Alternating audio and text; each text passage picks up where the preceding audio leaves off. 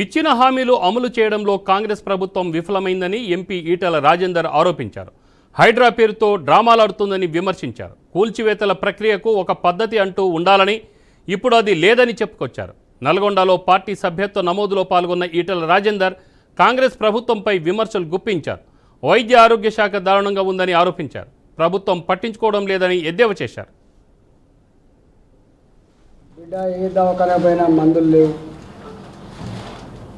ఏ దవాఖానా పోయినా స్టాఫ్ చక్కగా లేదంటున్నారు.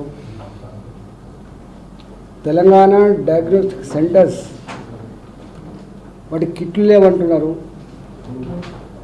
వాటితో పాటుగా అవుట్ సోర్సింగ్లో కాంట్రాక్ట్ బేసిస్లో పనిచేసే వాళ్ళు ఎవరైతే ఉన్నారో సకాలంలో జీతాలు వస్తలేవంటువంటి మాట చెప్తా ఉన్నారు. ప్రైవేటు దవాఖానాల్లో కనీసం బెడ్ ఇప్పియండి. ఎందుకో పని మీద నేను నిమ్స్ హాస్పిటల్ పోతే కిటకిటలాడుతుంది. ఎన్నడూ అంత జనాన్ని చూడలే. వరుసగా కురుస్తున్నటువంటి వర్షాల వల్ల ఒక గోడలన్నీ కూడా ఫంగస్ వచ్చి ఇళ్లకు నీళ్ళు వచ్చి గుడిసెలు రేకుల షెడ్లు దుర్గంధపూరితంగా మారిపోయినాయి. మామూలు జ్వరాలు కాకుండా జ్వరాలంటూ వస్తే 15 రోజులు 20 రోజులు లేవస్తలేదు. ముఖాలు లేవనెత్తలేవు. నేను ప్రభుత్వాన్ని డిమాండ్ చేస్తున్నా, మీరు మొన్న ట్రాన్స్ఫర్స్ ఏవైతే చేసినారో ఎక్కడ పేషెంట్లు అవసరం ఉంటుందో అక్కడ డాక్టర్లు ఉండాలి, నర్సులు ఉండాలి, మిగతా పారామెడికల్ సిబ్బంది ఉండాలి. కానీ ఇబ్బడిబ్బడే చేశారు.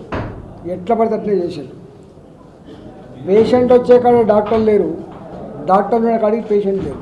ఊర్లలో ప్రతి పట్టణాలలో కోట్ల రూపాయలు ఇవాళ ప్రైవేటు దవాఖాన పాలవుతున్న విషయం ఇవాళ చెప్పుకుంటూ ఏడుస్తూ ఉన్నారు.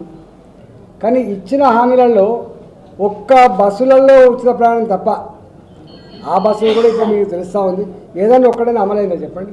అంటే వాళ్ళ 72 లక్షల మంది రైతులు అని చెప్పి వాళ్ళు చెప్పారు. ఈ ప్రభుత్వం అంటే వీళ్ళు ఎన్నికల ముందు ఎన్ని చెప్పినా 63